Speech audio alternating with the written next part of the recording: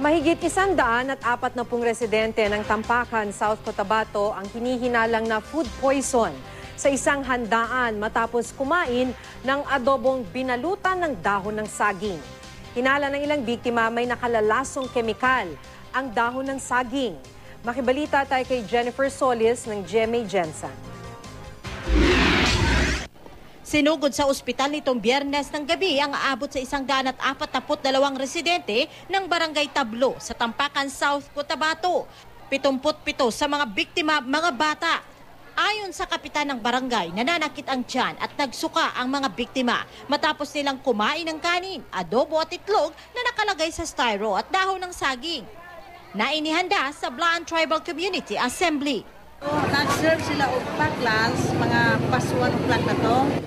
Tapos, pag 3 to 4 o'clock, nanay nag-umpisag suka ang kalabanan mga bata. Isa sa mga nabiktima ang bagong panganak na si Aling Marjorie Sanuhay. Nagsuka, ma'am. Kaya nagatutoy siya sa akon. Nakakaon man may itong gipanghatag nila nga kanon nga kuan. Butod sa itong gipang butang nila dito. Hinala ng mga biktima, posibleng may nakalalasong kemikal ang dahon ng saging na pinambalot sa pagkain. Itinanggi naman ng caterer ang paratang. Ipinasuri na ng Provincial Epidemiology and Surveillance Unit o PESO ang mga pagkain at ang packaging nito. Hihintayin din daw muna ng Tampakan Police at ng lokal na pamahalaan ang resulta ng lab test bago gumawa ng anumang hakbang. Jennifer Solis, Tagbabalita, Pilipinas.